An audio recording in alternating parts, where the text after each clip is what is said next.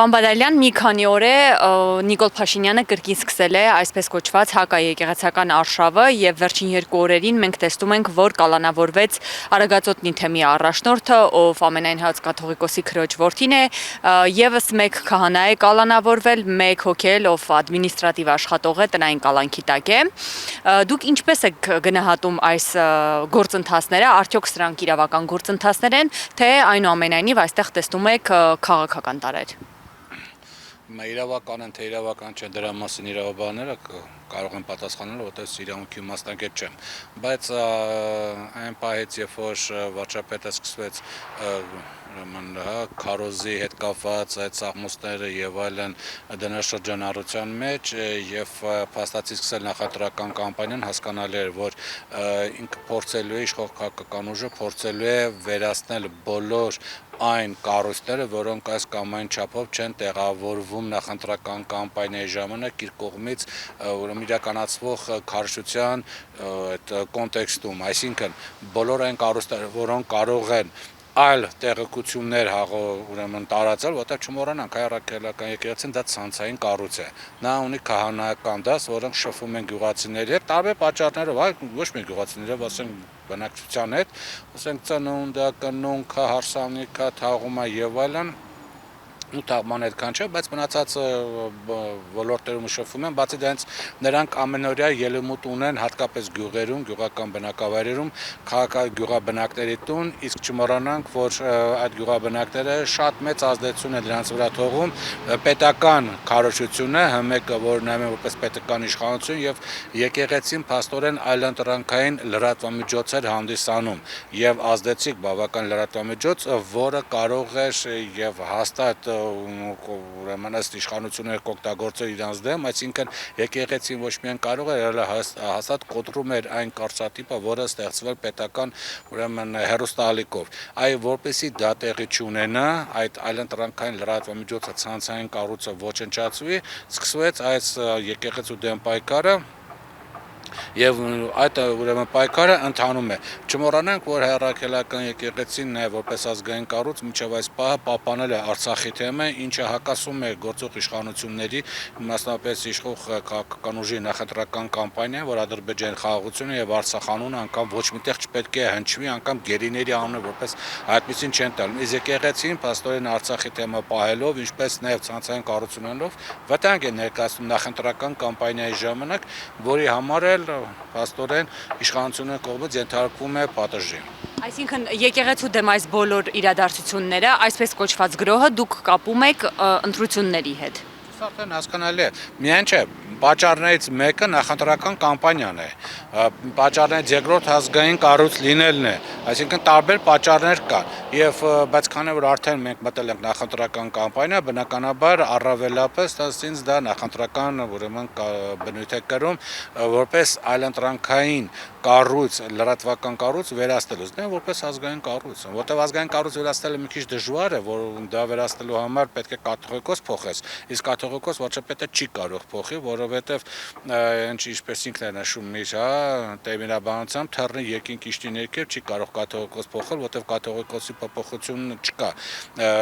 եւ եթե կաթողիկոսը հրաժարական չի տալի, եթե անգամ հրաժարական տա, ինքը չի կարող իր ուզած մարդուն կաթողիկոս նշանակել, որովհետև անգամ օրենքը, սահմանադրությամբ դա տարանջատած է, պետություն տանջատված է եւ դրա համար պետք է սահմանադրություն փոխվի, սահմանադրությունը հենց հիմա չես կարող փոխել, ավելին, եթե շատ էլ անի, կաթողիկոսը կարող է վեր կենել եւ գնա Վրաստանի հայոց թեմակալու, այնտեղ ուրեմն նստել եւ այնտեղից կառավարել եկեղեցին, դու չես կարող Վրաստանի տարածքում այսպեսի շոուներ անել, դու կարող ես ձերբակալել քահանաներին, ուրիշ ոչի բան, բայց դրանով դու ավելի հակառակ ռեակցիան ես ստանում։ Հիմա իշխող քաղաքական ուժը փորձում է ամեն դեպքում որպես քաղաքական այլընտրանք դիտարկելով եկեղեցուն չզոքացնել այդ քաղաքական այլընտրանքին։ Սա է ամբողջովին նախընտրական կամպանիայի ոգուց է բխում եւ ազգային լինելուց է բխում։ Պանբադալյան, Ադրբեջանից Փաշազադեն մի քանի օր առաջ էր որ հայտարարել էր, թե հայ-ադրբեջանական այսպես կոչված խաղաղության գործընթացին խանգարում է հայ առաքելական եկեղեցին, մեր եկեղեցուն ռևանշիստ էին նաեւ անվանել։ Դուք որևէ կապ տեսնում եք Փաշազադեի այդ հայտարարության եւ մեր հոգեվորական հոգևորականների նկատմամբ այս գործողությունները զուտ հիշեցնեմ 12 հոգևորական էր բերման ենթարկվել, 13-րդն էլ արդեն թեմի առաջնորդներ։ Ուղիղ կապ տեսնում եք թե ոչ։ Ճիշտ ասած, ես չեմ տեսնում, որովհետև եթե Փաշազադեն չասեր էլի նախընտրական կամպանիայի բնույթից ելնելով նման ուրեմն գործողություն չէին իրականացնելու կամ այն որ ժամանակ երբ որ սկսվեց եկեղեցու դեմ պայքարը տեղելով Փաշազադեի ասենք խոսքերից չէր բխում եւ եթե ինչ-որ բան որ ուզեն փոխանցել, չեմ կարծում թե հրապարակավ Փաշազադեն պետք է փոխանցել այն Ադրբեջանի նախագահան բազմացած տարբեր տեղեր, այս վերջերս էլ մի քանի տարբեր տեղերում հանդիպել է ասենք Հայաստանի վարչապետը այդտեղ կարաշաթանգիստ հրակարգադրությունները տար ու առանց որոցի մեկից լսելու այնպես որ ես չեմ կարծում թե Փաշազադեի հրապարակային կարգադրությունն է հիմք հանդիսացել նման գործողություններ անելու։ Ես արդեն ասացի, նման գործողությունները դա նախընտրական կամպանիայի բնույթից են ելնում եւ եկեղեցու ազգային կառույց լինելուց են ելնում։ Պարոն Մադալյան, երեք Կիլիկիո կաթողիկոս Արամ առաջինը դատապարտեց հոգևորականների նկատմամբ այս հետապնդումները, այն որ նրանք բերման էին ենթարկվել եւ նաեւ ունենք կալանավորված հոգևորականներ ու նաեւ այդ կաթողիկոսարանից Շահան arczepiskopos Սարգսյանն էր եկել Հայաստան եւ այդ հաղորդագրության մեջ նշվում էր, որ նա իր օրհնությունն է փոխանցել, կաթողիկոսի օրհնությունն է փոխանցել Նիկոլ Փաշինյանին։ Սոցցանցերում սա բուռն քննարկվեց, մեղադրանքներ նաև հնչեցրեցին Արամ առաջին կաթողիկոսի վերաբերյալ։ Մի կողմ թողնելով այդ մեղադրանքները, այնուամենայնիվ Արամ առաջին կաթողիկոսին կհաջողվի, նա կկարողանա որևէ կերպ այս ճգնաժամը եկեղեցու, հայ առաքելական եկեղեցու եւ Փաշինյանի միջև լուծել, թե ոչ։ Չէ, չի կարողանալու ընդհանրապես։ Նախ Կիլիկիո կաթողիկոսը պետք է շատ գործողություն շատ ավելի զգուշ լինի, հասկանալով Հայաստան տեղի ունեցող զարգացումները։ Սա առաջին եւ երկրորդ։ Ընդհանրապես չի հաջողվել նրան որևէ գործողություն անել, որպեսզի այս հակադրությունը վերացվի, որովհետեւ հակադրությունը երկու պատճառ ունի։ Առաջին եկեղեցին ցանցային կառույց է եւ այդտեղ եղած եկեղեցականները արդեն ընդգծված հականիկոլականներ են, պայմանականացած, իսկ դա նշանակում է, որ նրանց պետք է փոխել, բերել, չգիտեմ, պրոիշխանական քարոզիչներով, իսկ այս պայդրությամբ ընդամենը 2 թե 3 հոգի են, թե 1 հոգի է, որը պրոիշխանական ուրեմն գործիչ ունի այս եկեղեցական համակարգում ուրիշ չկան, այսինքն դա չի կարող լուծվել եւ երկրորդ էլ արդեն նշեցինք, այնտեղ Արցախի թեմի հետ կապված խնդիրն է, հիմա էլ դա էլ եթե կաթողիկոսը ինչ որ ուրիշ գա, որը լինի պրոիշխանական դիրքորոշում ունեցող, այդ դեպքում կփակվի, բայց պրոիշխանական կաթողիկոսի հետ պաշտոնից զբաղեցնելը բացարձակ կապ չունի Արամ առաջին կաթողիկոսի ցանկության հետ, որովհետեւ նրանք տարբեր եկեղեցիներ են եւ ընտրողական, ասենք, ընտրվելու այդ գործընթացները տարբեր են եւ Կիլիկիո կաթողիկոսը որևէ ազդեցություն չունի առաքելական եկեղեցու, ուրեմն կաթողիկոսի ընտրական գործընթացի վրա։ Դրա համար ոչ մի ձևով չի կարող ինքը որևէ ազդեցություն ունենալ։ Բայց իր այդ քայլը ինչպես է գնահատում, օրինակ որ Շահան arczepiskopos Սարգսյանն է գալիս Երևան եւ այդպես կառավարությունը նաեւ հաղորդագրություն է տարածում։ Դա պետք է ուրեմն այնտեղի կաթողիկոսը ավելի գիտակից լինի, տեղեկացված, ոչ թե գիտակ, տեղեկացված լինի Հայաստանում ընթացող իրադարձությունների շուրջ եւ իր քայլերը պետք է մի քիչ ավելի մտածված լինեն։ Այսինքն դա սխալ մոտեցում էր իր կողմից, ճիշտ հասկացա ձեզ։ Որովհետև եթե բնականաբար քննադատություն է առաջացնում, ուրեմն հավանաբար հասարակության մի մասը դրա նկատմամբ քննադատություն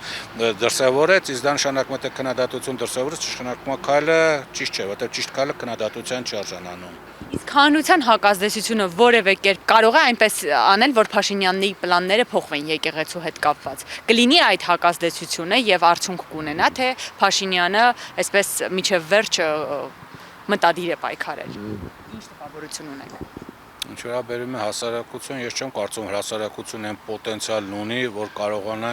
ինչ որ փողոցային պայքարի միջոցով ինչ որ գործողություններ իրականացնել, եթե մի 50,000, 100,000 մարդ դուրս գա եկեղեցու կողքը կանգնի, միգուցե ինչ որ բան, բայց այսօր չեմ տեսնում, որ հասարակությունը ինչ որ մեծ պոտենցիալ ինչ որ գործողություն իրականացնելու։ Հայաստանի հասարակության միակ պոտենցիալը դրա ընտրատեղամասում քվեարկությունն է, ուրիշ պոտենցիալ որպես այդպեսին, ուրեմն հասարակությունը չունի։ Միքայել Սրբազանի ժամանակ ասում են, որ ժողովուրդը դիմադրեց եւ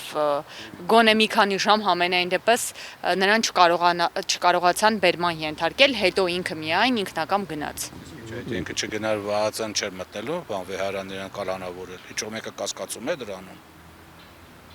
ՀԱԾ-ի արչև հրամանադրածը ջարդելով կմտնեն, ինչ տարբերություն արչևը կամ այդ ոստիկանության այդ աշխատողները բռնուշ կիրառելով կտանեն, տարբերությունը որն էր, ասենք հա մի քանի ժամ եւ ինչ, հələ հարց է մի քանի ժամն էլ ասենք ինքը ազատեց, ասենք դա ժողովրդի շնորհիվ է, թե ինչ որ այլ խնդիրներ կա չգիտեմ, բայց այդտեղ մի քանի ժամի ազատության համարվա հարց չի դրված, մի քանի ժամ ինչ է տալի, ոչ մի բան։ Այնպես որ այստեղ ավելի շատ գործ ունի անելու ընդդիմությունը, որը այս պահեդրությամբ մենք տեսնում ենք, որ գնում է իշխող քաղաքական ուժի, այսինքն վարչապետի կողմից գծված խաղի կանոններով է առաջնորդվում, իսկ ինչպես ցույց է տալիս օրենքը